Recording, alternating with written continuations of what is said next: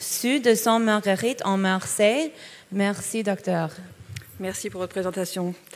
Mesdames les présidentes, mesdames et messieurs, chers collègues, bonjour. Je voulais d'abord remercier le comité d'organisation, le conseil scientifique, d'avoir sélectionné notre abstract pour vous présenter aujourd'hui les opportunités manquées de PrEP dans une large cohorte française, la cohorte d'ATEDS.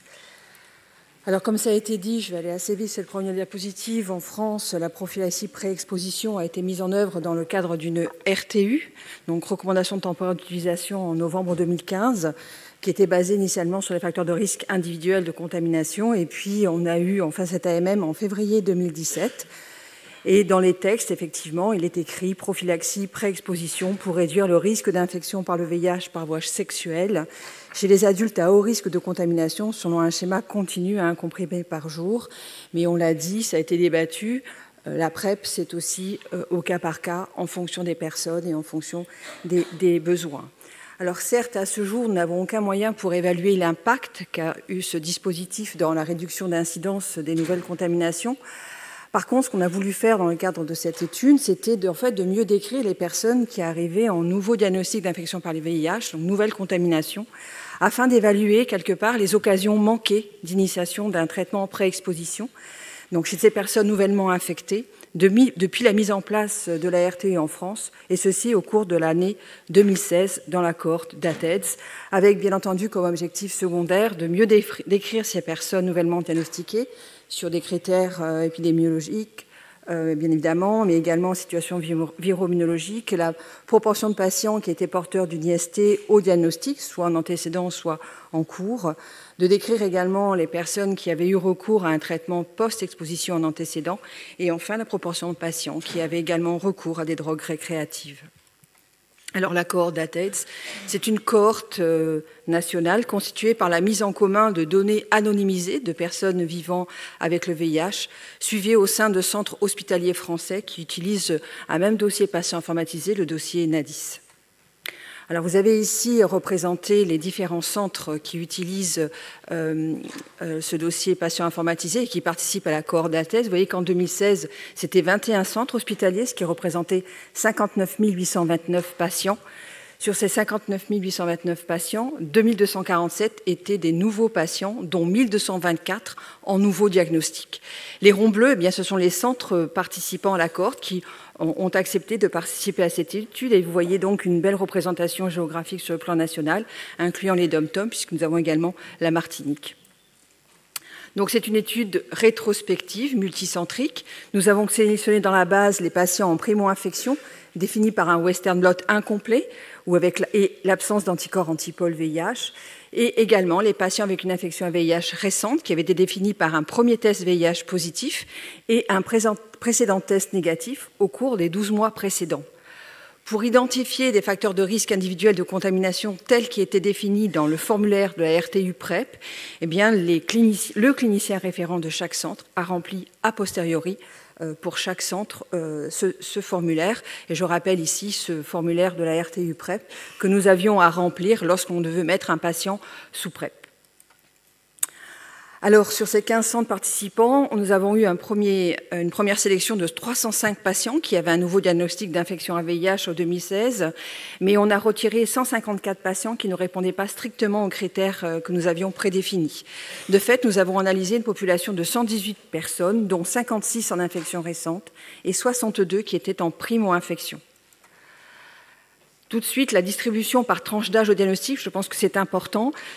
Pour les 118 patients qui ont été identifiés avec une infection VIH récente ou un primo-infection, nous avons quand même 28% de ces personnes qui étaient âgées de moins de 25 ans, 14% entre 44 et 55 ans, et vous voyez plus de 7% qui avaient plus de 55 ans. Alors, eh bien, sur ces 118 patients, c'est 108, soit près de 92% des patients qui étaient éligibles à la PrEP selon les critères de la RTU. Vous voyez majoritairement des HSH ou personnes transgenres, et au moins l'un des critères ci-dessous, c'était 83%, donc 61% pour des rapports sexuels anaux non protégés avec au moins 2 partenaires dans les 6 derniers mois, 31,6% pour avoir eu un épisode IST dans les 12 derniers mois, 15%, près de 15% pour usage de drogues psychoactives au cours de rapports sexuels, et finalement un seul patient avait eu recours à un traitement post-exposition. Et puis, il y avait également 22% des personnes qui se retrouvaient en situation à haut risque, soit pour prostitution avec rapport sexuel non protégé, pour près de 3%, soit des personnes en situation de vulnérabilité, comme ça a été présenté précédemment par l'oratrice précédente, 12%, et puis 3% pour des personnes qui avaient effectivement des facteurs physiques au cours de rapports sexuels non protégés, qui augmentaient le risque, et puis d'autres situations, et on retrouve effectivement ici le côté migrant et des situations de précarité. Alors, qui sont ces personnes nouvellement contaminées? Ces 108 personnes. Vous voyez un âge médian de 31 ans, mais des sujets jeunes aussi, puisque le plus jeune avait 19 ans, et le plus âgé, 72 ans. Majoritairement des hommes, majoritairement HSH ou bisexuels, mais on avait également 12% de personnes hétérosexuelles, 53% en primo-infection, avec une charge virale diagnostique de 5,4 log, un taux de CD4 à 476 éléments par millimètre cube. Vous voyez finalement très peu sur cette population de patients co-infectés par le VHC, seulement 2 personnes, un avec un antigène HBs positif. Et puis quand on s'intéresse à la problématique des IST, si on s'intéresse uniquement à la syphilis, soit avec une sérologie positive ou avec un antécédent, on était à 36%. Si on regarde uniquement l'antécédent de syphilis, c'est près de 31%. Et vous voyez que quand on regarde les antécédents en nombre d'antécédents d'IST, vous voyez que 44% de cette population avait eu au moins un épisode d'IST. Et puis on a voulu comparer cette population des éligibles aux non éligibles. Et vous voyez que la seule différence qui apparaît, en fait, c'est la distribution du sexe. Il y a un peu plus de femmes chez les non éligibles et également le mode de transmission. Nous avons bien entendu regardé quel était le pays de naissance pour ces patients qui étaient renseignés dans le dossier pour 63 patients. Vous voyez que finalement, 18% de ces personnes étaient nées en France. Et pour la variable séjour de plus de 6 mois dans un pays étranger, qui était renseignée pour 13 d'entre eux, on retrouve quelques patients qui avaient séjourné en Afrique occidentale et centrale ou en Amérique latine. Concernant le sous-type VIH, pas de scoop, majoritairement un sous-type B, et pour les sous-types recombinants, le sous-type habituel, à savoir le CRF02AG pour 21%. Alors en conclusion, cette analyse a permis de confirmer effectivement ce qu'on nous dit, c'est que l'épidémie VIH reste toujours active en France, qu'elle prédomine dans le groupe des SHH, que les contaminations surviennent chez des sujets jeunes, avec un âge minimal de 19 ans, majoritairement nés en France et qui ont été découverts dans le cadre d'une primo-infection pour 53% d'entre elles. On retrouve cette prévalence élevée d'antécédents d'IST sur une population nouvellement infectée par le VIH.